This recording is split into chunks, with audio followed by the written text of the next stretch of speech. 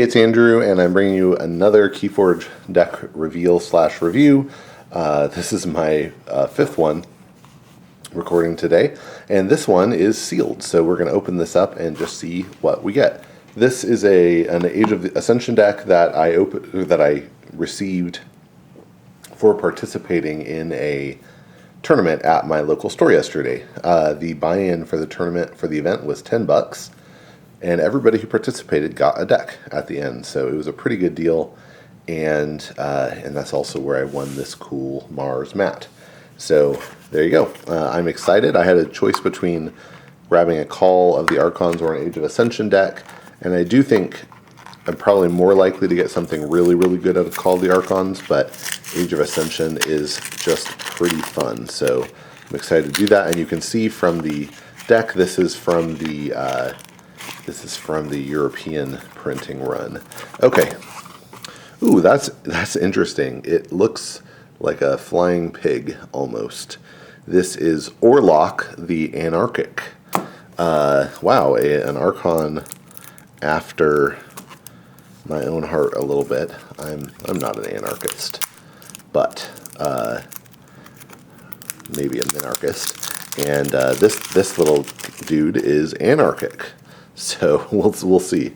And Orlok, I guess, is just one W short of a Warlock. So that's pretty cool. And this is going to be Dees, Mars. Oop, let me get situated here. Dees, Mars, and Shadows. So yet another Mars deck out of AOA. They just keep coming. And that combination of Dees and Shadows. The last time I got a Dees, Mars, Shadows deck, it was my Martian Generosity, Key Abduction, Sting deck. So pretty, well, who knows what could happen here. All right, let's see. There's the Archon card. It has this weird, like, these bar things in the back too that are kind of cool, almost a little Matrix-esque. Okay, so let's start with Dees. All right, we have an Amber Imp to start off with, just like the deck that Ali just did. This is a 2-power Imp with elusive, and after a creature reaps you, stun it. And this does apply to your own creatures as well, so it can be kind of gnarly, and it's nice if you have a way to deal with it on your own turn. Banish is an action with a bonus amber that lets you put an enemy creature into your opponent's archives. I'm really hoping, my favorite thing is to have this, and then later on a Merkins in the Shadows. That would really make my day. Oh, we have 2 banishes. That's potentially pretty cool. You just have to be careful not to use this on the wrong cards. Obviously if you use it on creatures that have really strong reap or fight effects, it can be quite nice because it means your opponent is going to have a bad time getting to ever use them. If you use them on creatures with strong play abilities, that's probably not so beneficial. Oh, we have Binding Irons. Give your opponent 3 chains. Alright, next up we have a Charette. 4-power demon that on play captures 3 amber. Nice for holding your opponent off a key for a turn or so. And a Cold Week. Oh, this with the banishes, it's a lot of ways to deal with stuff. Cold Week gives you a bonus amber and destroys the least powerful enemy creature. And if you have this in your hand with banish, you can kind of control which is their least powerful creature. So if you really want to destroy their second least powerful creature, you can banish the least powerful and then Cold Week. We have 2 of those. Wow, that's pretty cool. And along with the fact that those are just really decent board control, it's nice, a lot of amber printed there. So 4 out of 7 so far, so that's not bad. All right, then we have Lash of Broken Dreams, an artifact that can exhaust to make your opponent's keys cost +3 during their turn. That's pretty good. Schuler is a 5-power demon that on play steals 1 if your opponent has 5 or more. Always happy to see that. Tesmal is a 2-power imp with elusive that on reap lets you choose a house, and your opponent can't choose that house on their next turn. So it is a reverse Control the Weak essentially, and but recurrent. You can use it over and over again. So can be quite nice. Gongoozle, a little more board control potentially. Gains a bonus amber and then deals 3 damage to a creature, and if the creature is not destroyed, its owner discards a random card from their hand. I probably would rather just destroy a creature with this, but making them discard a card at the right moment can be quite good. It depends on what you're worried about. Then we have Tolus, which is a 1-power imp creature with elusive that has been the source of some rules discussions in the past. And it says each time a creature is destroyed, its opponent gains an amber. So you have to be careful with this one. 1, 2, 3, 4, 5, 6, 7, 8, 10, 11, 12. But you drop this on the board and then play those 2 Cold Weeks. And that could be pretty nice. That's 2 amber. Well, I guess 4 amber in all right there. Pretty cool stuff. All right, let's see what we get in Mars. We got a Collector Worm. It's a 2-power beast with 5 armor that after fighting archives the creature it fought. My current understanding is that creature does have to survive the fight in order to end up archived, but I haven't heard an official ruling either way on that. We have 2 of them. All right, two's pretty good. Ixixli Fixfinger is a 2-power Martian scientist with elusive that gives each other Martian creature +1 armor. That will not apply to the Collector Worms because they are not Martians. They're beasts. But we'll see what else we get. Mind Warper will get that armor benefit. Mind Warper is a 2-power Martian scientist with elusive that can exhaust to choose an enemy creature and make it capture 1 from its own side. Tixel Beambuckler is another Martian as well as Mars creature. It's 4-power with 1 armor. It's a Martian soldier, and when you play it, you deal 2 damage to a creature and move it to either flank of its controller's battle line, rather. And we got 2 of them. I really like this card. I thought initially, early on in this set, I thought I wouldn't like this card, but I really liked seeing it. Xanthix Harvester is a 3-power beast that can't be used while it has non-Mars neighbors, so it really needs to be pinned between some Mars creatures. But when it reaps, you get an extra amber, and that's pretty cool. Zizix Shockworm is a Martian soldier, 3-power, 1 armor, and after an enemy creature reaps, stun it. Can be quite good. This is kind of a pretty standard AOA layout for Mars. Don't mind seeing it. Lots of commons in here, of course.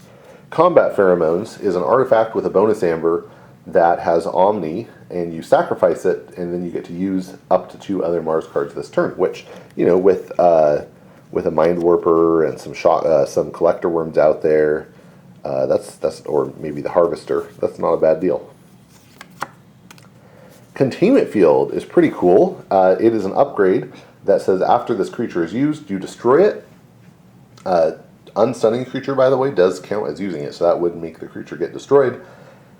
And if you put this on a stun creature, it's essentially doomed. Next time it tries to get used, it'll die. And just otherwise, this is good to put on a creature that has a strong fight or reap effect. Can be pretty good. Sample Collection is an action that when you play it, puts an enemy creature into your archives for each key your opponent has forged. And, of course, when they leave, they go back to your opponent's hand, like all the weird Mars archive effects. Oh, wow, we have ourselves a Maverick. This one does not belong here. Knuckles Bolton is a 3-power elf thief that usually belongs in Shadows. I thought, oh, hey, I guess we hit the end of Mars earlier than I thought, but no, it is in Mars. It has Elusive and Skirmish. I don't love this card. It's nothing too crazy, but interesting with this, especially because we get to use it with the combat pheromones. That's pretty weird. So kind of excited to see how that turns out. And now we're really into Shadows. We did not get a Key Abduction nor a Martian Generosity, so that didn't work out, but I'm still pretty happy. It's a solid Mars, very creature-heavy layout there. All right, Dust Chronicles is an action with a bonus amber, and when you play it, if your opponent has more amber than you, you draw a card, but if you have more than them, you archive a card. That is pretty good. I'm trying to think if there's anything in the other houses that I would really be stoked to archive. Maybe Sample Collection. I mean, you're not going to be archiving much here, right? You have the Sample Collection and the Collector Worms to maybe archive some opponent stuff, and nothing in Deist. So, and there's not really anything in Deist that I'd be like, oh yeah, I really want to save that for later. So, I think Sample Collection is probably the thing I'm most likely to want to archive so far. Maybe Furtive Investors as well. Furtive Investors gains you a bonus amber, and if your opponent has more amber than you, you gain an amber for each key they have forged. I don't love it because it's only really good if you're playing from behind, but at least has that bonus amber in the worst case scenario. Oh, and we have 2 of them. Uh-oh. Alright, at least we don't have a third. Gamgee also likes to be playing from behind. This is a 2-power Elf Thief with Elusive. And when Gamgee reaps, after Gamgee reaps I should say, if your opponent has more amber than you steal 1. So you need to be at least 2 behind them, so you're still behind them after that reap amber is gained. We have another Knuckles Bolton, this time in Shadows. Pretty cool.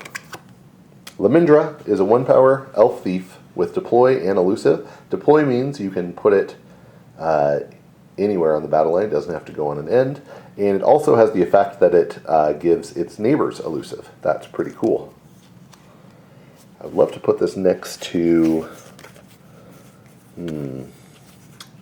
maybe... we don't want to put next to the Harvester, but maybe next to the Shockworm. Maybe... Well, see, these have Elusive. Tolus has Elusive as well. Maybe next to the Charette. Yeah, there's not a ton here that I'd be like, oh wow, I really want to put Lamindra next to that. Yeah, we'll see. Maybe we get a Yancey gang or something. And we have 2 Lamindras. That's interesting. Life for a Life. Might use it on Lamindra, actually. It is an action with a bonus amber, and when you play it, you sacrifice a creature to deal 6 damage to a creature. Miasma has a bonus amber and says that your opponent skips the Forge a Key step on their next turn. This can be really crucial for sealing out the end of a game, especially if your opponent doesn't have a way to force things. And sometimes this just lets you hold off until you draw your Charette as well, so there's good things that can happen. Nerve Blast steals an amber, and if you do steal an amber, you deal 2 damage to a creature. Perplexing Sophistry gains us a bonus amber, and when we play it, if we have more amber than our opponent, they discard a random card from their hand, and we draw a card. That can be pretty good. And lastly here we have Bullet Eye, who's 2-power Elf Thief with Elusive, and when Bullet Eye reaps, we destroy a flank creature. So my sense here is we have a good amount of just printed amber. 6. Not much in Mars. 5 there. 12. Well, that's really not that much. Some decent amber control in Dees, but not really in Shadows. I would love to see. I mean, we have 1 steal in Shadows, 2 steal possibly, but only 1 really reliable steal. So we have good decent board control in Dees as well as in Shadows with Bullet Eye and Life for a Life. So that's kind of interesting. I wish we had more amber control, especially given how many cards we have that really care about our relative amber compared to our opponent. So, I mean, I guess maybe it's okay that we let them get ahead. Tolus is good for amber generation, and maybe if the Tesmal sticks on the board, we can do some interesting stuff to push our opponent around. We do have the steal in Dees, which is kind of interesting.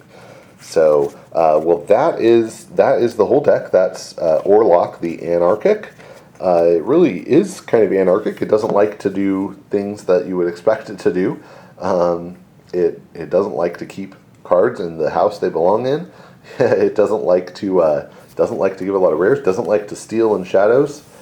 Likes to do amber and board control in Dees. It's a weird deck, but it seems fun, and I'm excited to play it. Thanks for watching, and get out and forge some keys.